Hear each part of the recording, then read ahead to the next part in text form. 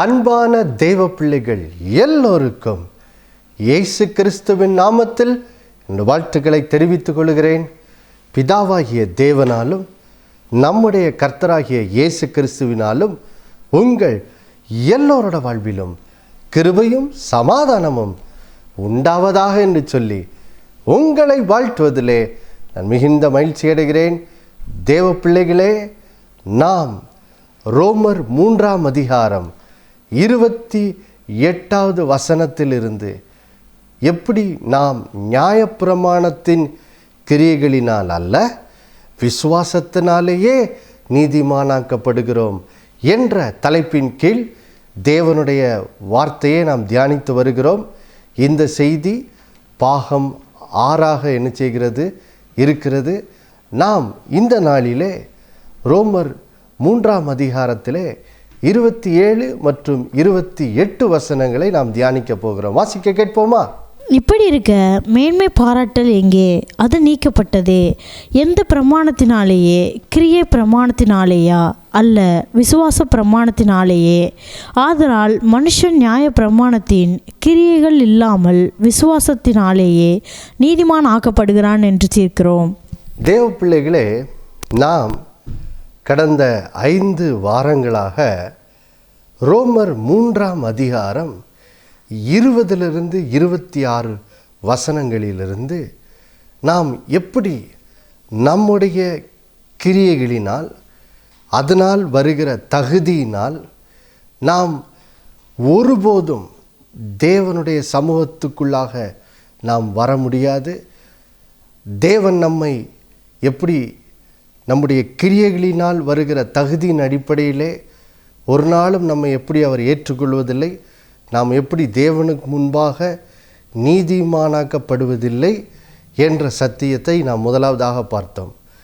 அடுத்ததாக நாம் தெளிவாக பார்த்தோம் எப்படி நாம் இப்பொழுது தேவ சமூகத்தில் எப்படி நாம் சேர முடியும், எப்படி தேவனால் நாம் ஏற்றுக்கொள்ளப்படுகிறோம், எப்படி நாம் தேவனுக்கு முன்பாக நீதிமானாக்கப்படுகிறோம் என்ற அந்த சத்தியத்தை அடுத்ததாக பார்த்தோம். எப்படி நாம் இயேசு கிறிஸ்து சிலுவையிலே நமக்காகப்பட்ட அந்த பாடுகளை, அவருடைய மரணம், உயிர்த்தெழுதலை நாம் விசுவாசிக்கும் போது எப்படி நாம் இலவசமாக கிருபையினாலே நாம் எப்படி இலவசமாய் நீதிமானாக்கப்படுகிறோம் என்ற சத்தியத்தை இதுவரையிலும் நாம் தியானித்து முடித்தோம். இந்த நாளிலே தேவ பிள்ளைகளே, இந்த கிரியைகளினால் அல்ல, நாம் விசுவாசத்தினால்தான் நீதிமானாக்கப்படுகிறோம் என்ற இந்த சத்தியம் எப்படிப்பட்ட ஒரு மாற்றத்தை நம்முடைய வாழ்க்கையிலே கொண்டு வருகிறது என்பதை நாம் என்ன செய்ய போகிறோம், பார்க்க போகிறோம். குறிப்பாக இந்த 27வது வசனத்திலிருந்து நாம் என்ன பார்க்க போகிறோம் என்றால், எப்படி நாம் விசுவாசத்தினால் நீதிமானாக்கப்படுகிறோம் என்ற சத்தியம் எப்படி நம்மை பெருமை என்னும் பாவத்திலிருந்து நம்மை விடுதலையாக்கி எப்படி நம்மை தாழ்மையுள்ளவர்களாக மாற்றுகிறது என்பதை தான் நாம் என்ன செய்ய போகிறோம், இந்த செய்தியில் என்ன செய்ய போகிறோம், பார்க்க போகிறோம். மறுபடியும் நாம் வாசிக்க கேட்போம். ரோமர் 3:27வது வசனம். இப்படி இருக்க மேன்மை பாராட்டல் எங்கே? அது நீக்கப்பட்டதே. எந்த பிரமாணத்தினாலேயே? கிரியை பிரமாணத்தினாலேயா? அல்ல, விசுவாச பிரமாணத்தினாலேயே. தேவ பிள்ளைகளே, பாருங்க, இந்த நியாயப்பிரமாணத்தின் கிரியைகளினால் அதனால் வருகிற தகுதியினால் நாம் தேவனிடத்தில் சேர முடியாது என்ற அந்த சத்தியம், பாருங்கள் தேவ பிள்ளைகளே, எந்த விதத்தில் நம்முடைய வாழ்க்கையில் மாற்றத்தை கொண்டு வருகிறது பாருங்கள். அது நமக்குள் இருக்கும் பெருமையிலிருந்து நமக்கு ஒரு விடுதலை என்ன செய்கிறது, கொண்டு வருகிறது. பாருங்கள், ஏனென்றால் பாருங்கள், இப்போது நான் இன்றைக்கு ஆண்டவர் என்னை ஏற்றுக்கொண்டிருக்கிறார், என்னை நீதிமானாக்கியிருக்கிறார். அதற்கு காரணம் என்ன தெரியுமா? நான் ஆண்டவருக்கு இப்படிலாம் அவருடைய கற்பனைக்கு கீழ்ப்படிஞ்சிருக்கேன், ஆண்டவர் சொன்னதை இப்படிலாம் நான் நிறைவேற்றியிருக்கிறேன். அப்போது பார்த்தியா, எனக்கு இப்போது நான் செய்த தேவனுக்கு கீழ்ப்படியும்படி நான் என்னுடைய சொந்த பலத்திலே, என்னுடைய சுய முயற்சியிலே நான் அவரை பிரியப்படுத்தும்படி சில கிரியைகளெல்லாம் என்ன பண்ணியிருக்கிறேன். அப்போது அது எனக்கு இப்போ தேவனுக்கு முன்பாக என்ன செய்து ஒரு தகுதியை என்ன செய்து உண்டாக்குது. அப்போது இந்த தகுதியின் அடிப்படையில் தான் தேவன் என்னை ஏற்றுக்கொள்ளுகிறார் என்று சொல்லி ஒரு மனுஷன் நினைக்கும் போது அது அந்த மனிதனோட வாழ்க்கையிலே என்ன பாவத்தை கொண்டு வருகிறது? அது பெருமை என்னும் பாவத்தை அந்த மனுஷனுக்குள்ளே கொண்டு வந்து விடுகிறது. பாருங்கள் மறுபடியும் அதை புரிந்து கொள்வதற்கு நாம் லூக்கா 18ஆம் அதிகாரத்துக்கு செல்வோம். நாம் இந்த கிரியைகளினால் அல்ல, விசுவாசத்தினால தான் நீதிமானாக்கப்படுகிறோம் என்ற அந்த சத்தியத்தை புரிந்து கொள்வதற்கு நாம் கடந்த 5 வாரங்களாக லூக்கா 18ஆம் அதிகாரத்திலே இயேசு கூறிய அந்த உவமைக்கு நாம் திரும்ப திரும்ப சென்று அங்கிருந்து நாம் இந்த சத்தியத்தை என்ன செய்தோம், தெளிவாக புரிந்து கொண்டோம். இன்றைக்கும் மறுபடியும் அங்கே என்ன செய்ய போகிறோம். பாருங்கள், லூக்கா 18ஆம் அதிகாரம், லூக்கா 18, அதில் இப்பொழுது நாம் 14ஆம் வசனத்தை வாசிக்க கேட்கலாம். அவன் அல்ல, இவனே நீதிமானாக்கப்பட்டவனாய் தன் வீட்டுக்கு திரும்பி போனான் என்று உங்களுக்கு சொல்லுகிறேன்.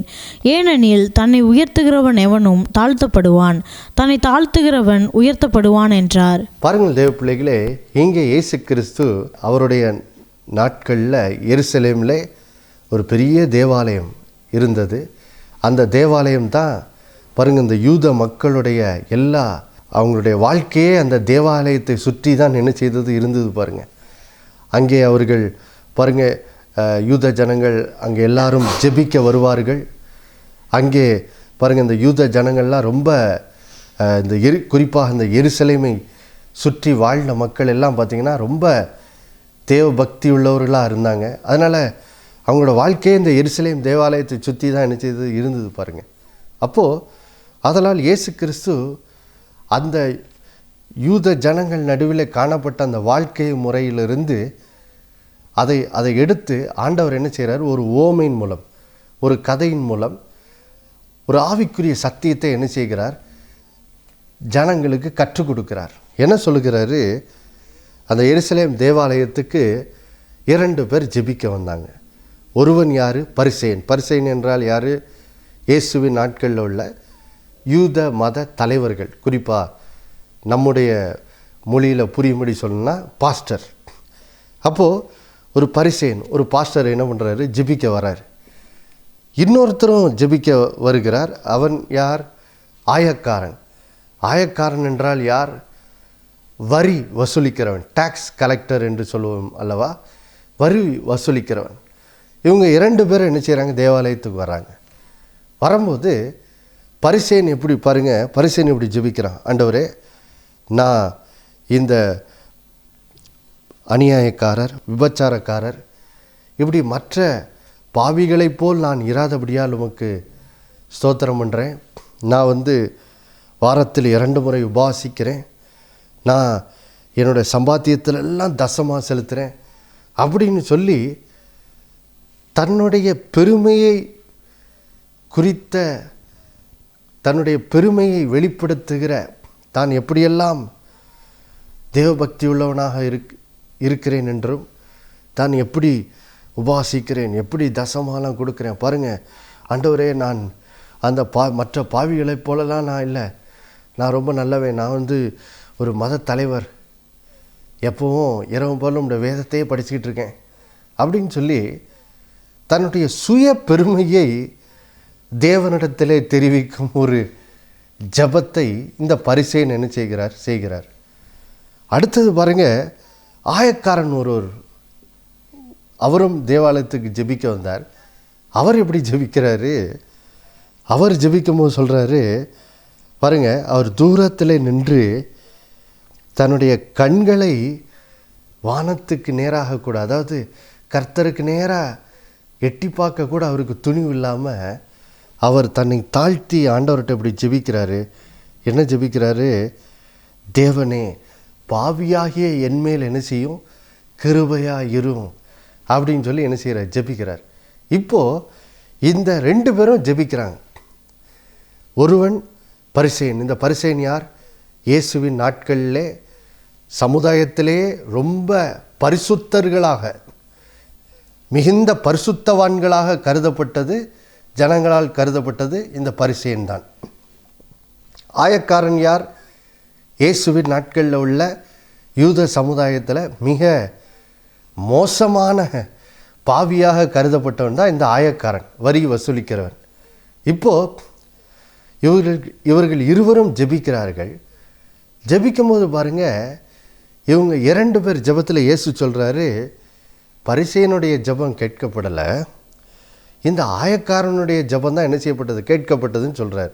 அது சொல்லிட்டு, ஏன் பரிசேயனுடைய ஜெபம் கேட்கப்படலை, ஏன் ஆயக்காரனுடைய ஜெபம் கேட்கப்பட்டது அப்படிங்கிற காரணத்தை சொல்லும் போது தான் இயேசு சொல்கிறாரு, என்ன சொல்கிறாரு, தன்னைத்தான் உயர்த்துகிறவன் எவனும் தாழ்த்தப்படுவான், தன்னைத்தான் தாழ்த்துகிறவன் உயர்த்தப்படுவான் இயேசு என்ன செய்கிறாரு சொல்கிறார். அப்போது இயேசு என்ன சொல்கிறாரு, ஏன் இந்த பரிசேயனுடைய ஜெபம் கேட்கப்படலை? ஏன்னா பாருங்கள், இந்த பரிசேயன் எப்படிப்பட்டவனாக இருந்தான், அவன் தான் செய்யும் கிரியைகளை குறித்து மேன்மை பாராட்டி, பாருங்க ஆண்டவரே, நான் எப்படி பக்தி உள்ளவனாக இருக்கேன், உபவாசம் பண்ணுறேன், தசமாலாம் கொடுக்குறேன், அப்போது நீர் என்னுடைய ஜபத்தை கேட்பதற்கு பாருங்கள் எனக்கு தகுதி உமக்கு முன்பாக இருக்குதுன்னு சொல்லி பாருங்கள், தன்னுடைய கிரியைகள் மேல் நம்பிக்கை வைத்து அதனால் வருகிற தகுதியின் அடிப்படையில் எப்படியா தேவனிடத்தில் சேர்ந்து விடலாம் என்று சொல்லி இந்த பரிசேயன் என்ன செய்கிறான், முயற்சிக்கிறான். ஆனால் அப்படி முயற்சிக்கும் போது இந்த பரிசேயனுடைய ஜெபம் எதை வெளிப்படுத்துது, அவனுக்குள் இருந்த பெருமையை என்ன செய்கிறது, வெளிப்படுத்துகிறது. தன்னை குறித்து மேன்மை பாராட்டுகிறவனாக, தன்னை குறித்து பெரிய பெருமை பாராட்டி கொள்ளுகிறவனாக தேவ சமூகத்துக்கு வருகிறத நம்ம என்ன செய்கிறோம், பார்க்குறோம்.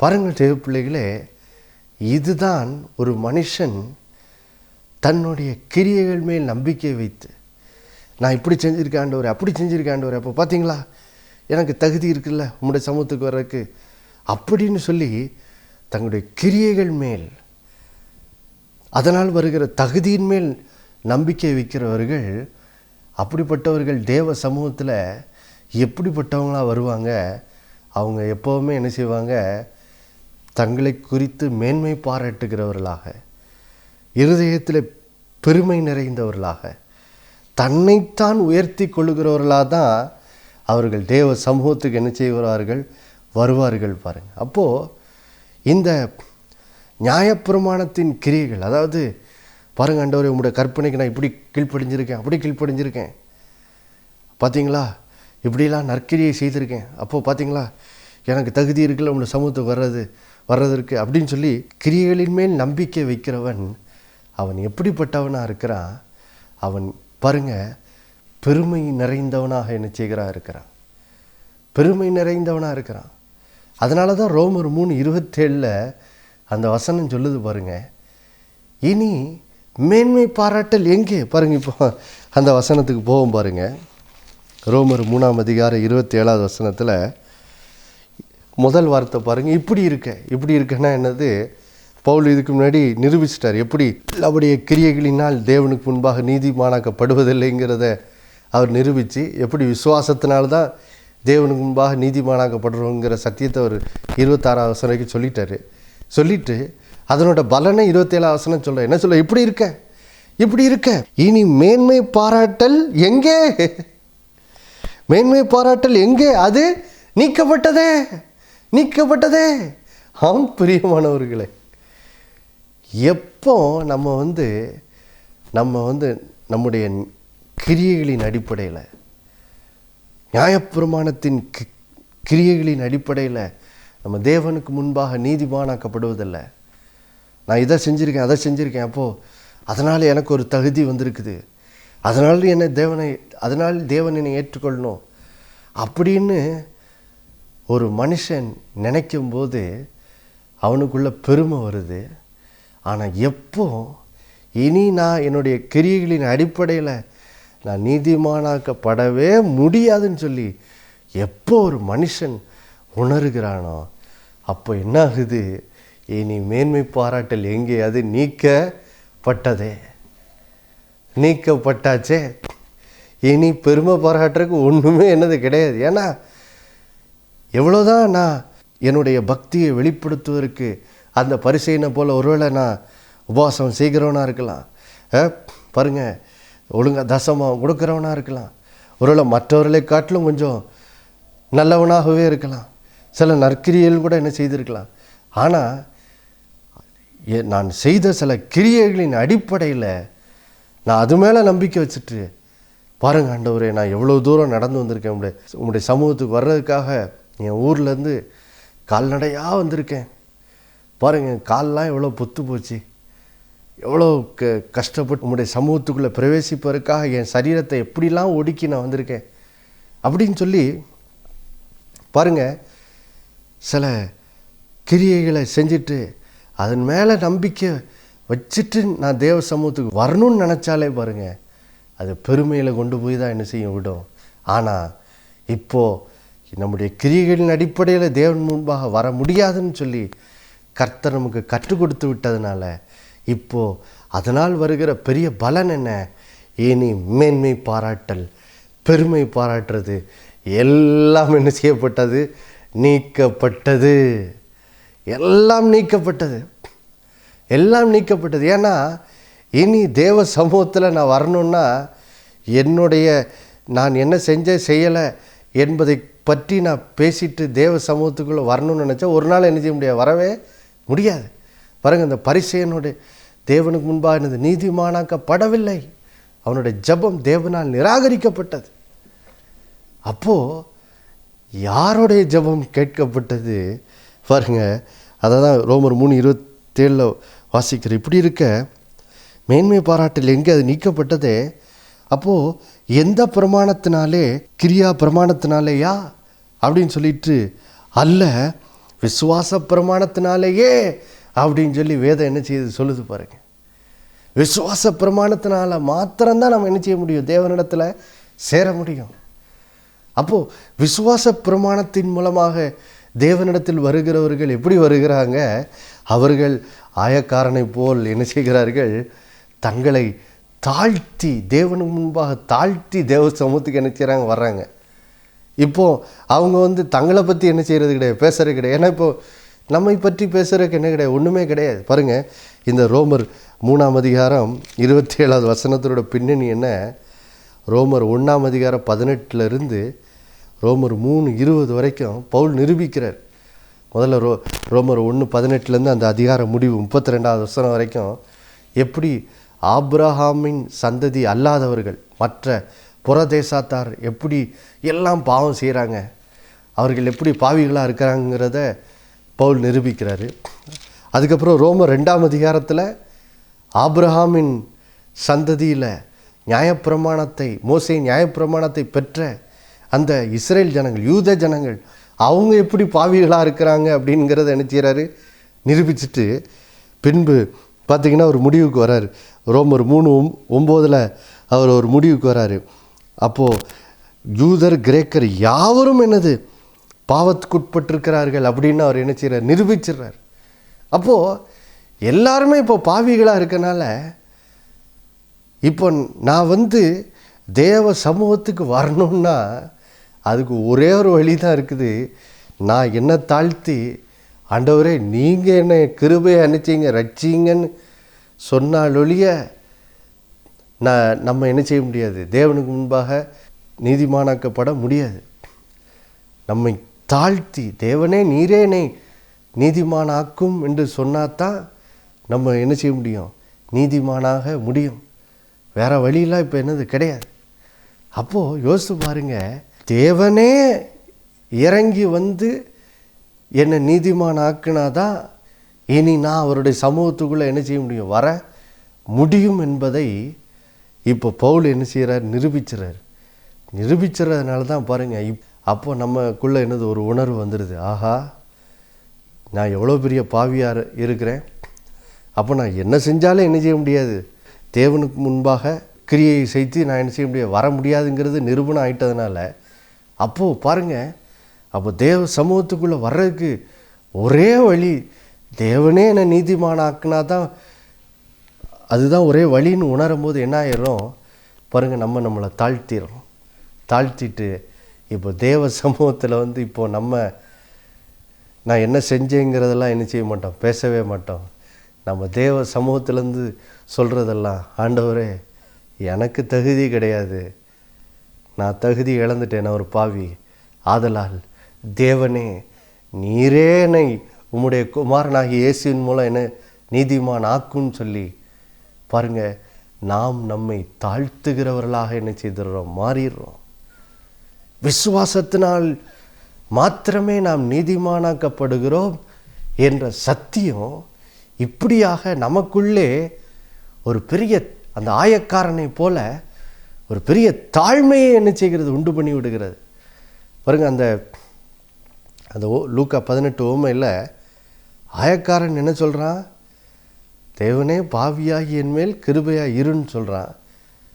ஏன்னா அவன் தன்னுடைய பாவ நிலையை உணர்ந்து, ஆண்டவரே இப்போ நான் உங்களுடைய சமூகத்துக்கு வரணுன்னா நீங்கள் தான் என்ன செய்யணும், எனக்கு உதவி செய்யணும்னு சொல்லி அவன் உணர்ந்து தன்னை என்ன செய்கிறான், தாழ்த்துகிறான். அதை தான் அங்கே இயேசு சொல்கிறார், பரிசேயன் தன்னை உயர்த்தினதுனால தாழ்த்தப்பட்டான், இந்த ஆயக்காரன் தன்னை தாழ்த்தினதுனால என்னாச்சு, இப்போ அவன் என்ன செய்கிறான், தேவ சமூகத்தில் உயர்த்தப்பட்டு இந்த ஆயக்காரன் நீதிமானாக்கப்பட்டவனாக என்ன செய்கிறான், வீட்டுக்கு செல்கிறதை நாம் அங்கே என்ன செய்கிறோம், வாசிக்கிறோம்.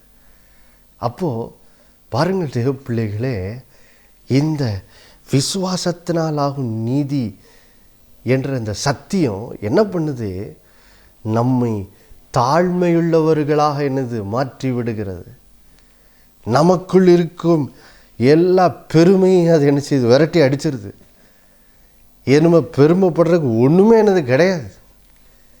இன்றைக்கு பாருங்கள், நீங்கள் ரட்சிக்கப்பட்ட பின்பு கூட நீங்கள் ஆண்டவரை பிரியப்படுத்தும்படியாக பாருங்கள் சில நற்கிரியைகள்லாம் செய்திருக்கலாம், ஊழியம் செய்யலாம், நல்லா ஜெபிக்கிறவங்களாம் நீங்கள் இருக்கலாம், நல்லா பைபிள் வாசிக்கிறவங்களாக இருக்கலாம், நல்ல ஒவ்வொரு வாரமும் சபைக்கு போகிறவங்களாக நீங்கள் இருக்கலாம்.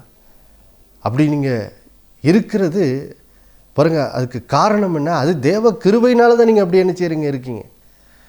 நீங்கள் இப்போது யாராவது நான் நல்லா சபைக்கு போகிறேன் பார்த்தியா, நான் எப்படி வாரம் நல்லா மாதம் ஒழுங்க தசமாலாம் கொடுத்துட்றேன் அப்படின்னு சொல்லி யாராவது ஒருவர் ரட்சிக்கப்பட்ட பின்பு மறுபடியும் அந்த பழைய வாழ்க்கையில் இருந்த அந்த பரிசையினை போல் பெருமைக்குள்ளே வந்தோம்னா பாருங்க, திரும்பவும் நம்ம ரட்சிக்கப்பட்ட பின்பும் கூட தேவனுக்கு முன்பாக என்னது நீதிமானாக காணப்பட முடியாது.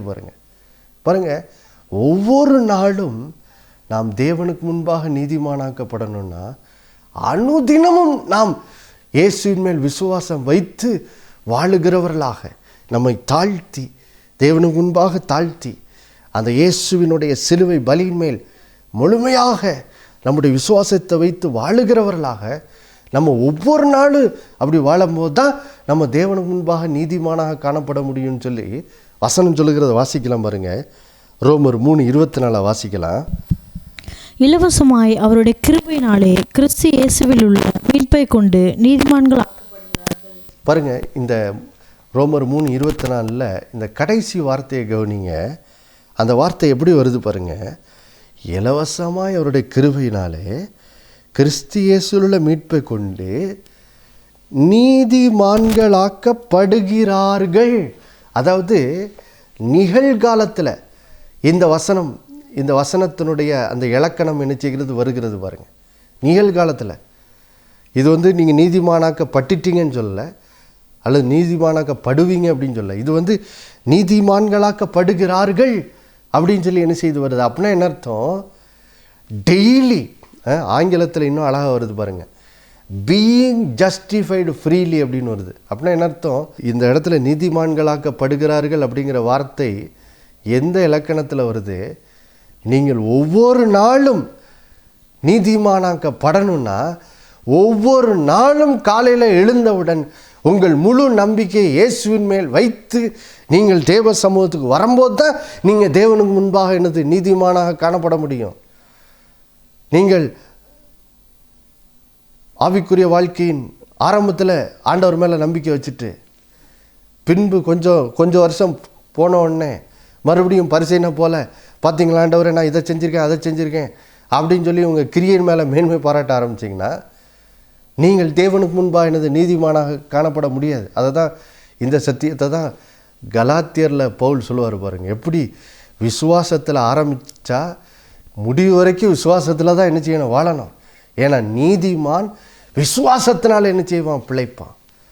அப்போ பாருங்கள் தேவ பிள்ளைகளே, இன்றைக்கு ஆவியானவர் நம்மோடு பேசுகிற வார்த்தை தான், என் மகனே என் மகளே ஏனி மேன்மை பாராட்டல் எங்கே, அது நீக்கப்பட்டது, அது நீக்கப்பட்டது. பெருமைக்கு ஒரு முடிவு வந்துருச்சு. இனி நாம் தேவனுக்கு முன்பாக வரணும்னா அதுக்கு ஒரே ஒரு வழி, ஒவ்வொரு நாளும் நான் என்னை தாழ்த்தி இயேசுவின் மேல் மாத்திரமே என்னோட முழு விசுவாசத்தை வைத்து அவருடைய இரத்தத்தை மாத்திரம் நான் விசுவாசித்து தேவ சமூகத்துக்குள்ளே வரும்போது இப்போ தேவன் என்னை என்ன செய்வார், ஏற்றுக்கொள்வார். நான் அவருக்கு முன்பாக நீதிமானாக என்ன செய்வேன், காணப்படுவேன். இப்படியாக தேவன் இந்த சத்தியத்தின் மூலம் உங்கள் வாழ்விலே பெருமைக்கு முடிவை கொண்டு வந்து தாழ்மையுள்ளவர்களாய் உங்கள் வாழ்க்கையை மாற்றியிருக்கிறார். கேட்ட அந்த சத்தியத்தின்படி நம்முடைய வாழ்க்கை இருக்க முடியாது. நம்ம ஜோம்னி முடிக்கலாமா? எல்லார் கண்களை மூடி ஜெபிப்போம். அன்புள்ள பரலோக பிதாவே, ஆண்டவராகிய இயேசுவின் நாமத்தில் உடைய சமூகத்தில் நாங்கள் வருகிறோம் அப்பா. இந்த நாளிலே நீர் எங்களோடு பேசிய இந்த அற்புதமான வார்த்தைகளுக்காக நாங்கள் நன்றி செலுத்துகிறோம். ஆமாப்பா, வசனம் சொல்லுகிறது போல இனி மேன்மை பாராட்டல் எங்கே, அது நீக்கப்பட்டது, அது நீக்கப்பட்டது ஆண்டவரே, முடிந்தது. எல்லா பெருமைக்கும் இதோடு முடிந்து விட்டது வாழ்க்கையில். இனி நாங்கள் ஆண்டவரை ஸ்தோத்திரம் தேவ சமூகத்துக்குள்ளே ஒவ்வொரு நாளும் வரணும்னா நாங்கள் தேவனுக்கு முன்பாக ஏற்றுக்கொள்ளப்பட்டவர்களாய் தேவனுக்கு முன்பாக ஒவ்வொரு நாளும் நீதிமானாய் காணப்பட வேண்டும் என்றால் அதற்கு ஒரே வழி நாங்கள் ஆயக்காரனை போல் ஒவ்வொரு நாளும் எங்களை தேவ சமூகத்தில் தாழ்த்தி நாங்கள் இயேசுவினுடைய சிலுவை பலியின் மேல் மாத்திரமே விசுவாசம் வைத்து அவருடைய இரத்தத்தை மாத்திரமே நம்பி நாங்கள் நம்முடைய சமூகத்துக்குள் வரும்போது மாத்திரமே நாங்கள் ஒவ்வொரு நாளும் நீதிமானாய் காணப்படுவோம் என்ற சத்தியத்தை கேட்டோமே. அப்பா, இந்த நாளிலிருந்து நம்முடைய பிள்ளைகள் இந்த சத்தியத்தை ஆழமாய் உணர்ந்து இன்றிலிருந்து எல்லா விதமான மாம்சீக பெருமைகளுக்கும் ஆண்டவரே உம்முடைய பிள்ளைகளோட வாழ்க்கையிலே இயேசுவின் நாமத்தில் இதன் மூலம் ஒரு முடிவு வருவதாக. இயேசுவின் நாமத்தினால் எல்லா மாம்சீக தங்களுடைய கீழ்ப்படிதலை குறித்து மேன்மை பாராட்டுகிற எல்லா குணங்களும் உம்முடைய பிள்ளைகள் வாழ்க்கையை விட்டு அகன்று போகட்டும் இயேசுவின் நாமத்தினால். இனி உம்முடைய பிள்ளைகள் உம்முடைய சமூகத்தில் உமக்கு முன்பாக தாழ்மை உள்ளவர்களாக வாழ உதவி செய்யுங்க ஆண்டவரே. நான் இன்னைக்கு தேவனுக்கு முன்பாக நீதிமானாக காணப்படுவது அது தேவனுடைய சுத்த கிருபை. எல்லா சிலுவையில் இயேசு கிறிஸ்துவனுடைய அந்த இரத்தத்தின் புண்ணியம் என்பதை உங்களுடைய பிள்ளைகள் எப்பொழுதும் உணர்ந்தவர்களாக அதன் மூலம் இதை உணர்ந்து எப்பொழுதும் தங்களுடைய இருதயத்திலே தாழ்மை நிறைந்தவர்களாய் ஒவ்வொரு நாளும் வாழ நம்முடைய பிள்ளைகளுக்கு உதவி செய்யுங்க. அதன் மூலம் தாழ்மையுள்ளவர்களுக்கு கிருபை அளிக்கப்படும் சொன்னீங்க. இந்த நாளில் நம்முடைய பிள்ளைகளோட வாழ்க்கையில் என்னென்ன காரியத்தில் நம்முடைய கிருபை தேவைப்படுதோ, சிலர் பலவீனத்தில் கஷ்டப்படுறாங்க, குடும்ப பிரச்சனைகள் கஷ்டப்படுறாங்க, வாழ்க்கையில் வேலை ஸ்தலத்தில் பிரச்சனை, ஆண்டவரே ஸ்தோத்திரம், குடும்ப வாழ்க்கையில் கணவன் மனைவிக்கு இடையே பிரச்சனை, பிள்ளைகள் வாழ்க்கையில் பிரச்சனை, எந்த விஷயத்தில் நம்முடைய பிள்ளைகளுக்கு இந்த நாளிலே ஆண்டவரே எந்த விஷயத்தில் நம்முடைய கிருபை வெளிப்பட்டு நம்முடைய பிள்ளைகளுக்கு அற்புதம் தேவையோ இந்த நேரத்தில் அந்த விஷயத்தில் நம்முடைய பிள்ளைகளுக்கு இயேசுவின் நாமத்தில் ஒரு அற்புதம் நிகழட்டும், ஒரு அற்புதம் நடக்கட்டும். உங்களுடைய பிள்ளைகளுடைய துக்கம் சந்தோஷமாய் மாறட்டும் ஆண்டவரே. தீமைகள் நன்மையாய் முடிய பண்ணுவீராக. அப்படியே செய்ததுக்காக நன்றி. வியாதிகள் இயேசுவின் தழுமுளால் சுகமாகட்டும். குடும்ப உறவுகள் இயேசுவின் தழுமுளால் குணமாகட்டும் ஆண்டவரே. எல்லா குற்ற உணர்வுகள்லேருந்து உடைய பிள்ளைகள் குணமாகட்டும். உடைய பிள்ளைகள் வாழ்வில் இந்த நாளில் ஒரு பேரானந்தம் உண்டாகட்டும். இயேசுவின் மூலம் வேண்டிக் கொள்ளுகிற நல்ல பிதாவே, ஆமென். மறுபடியும் அடுத்த வாரம் உங்களை சந்திக்க வர நேர்பட்டுக்கிறேன். இயேசுவே ஆண்டவர். ஒவ்வொரு நாளும் அவர் மேல் விசுவாசம் வைத்து வாழுங்கள். ஆமென்.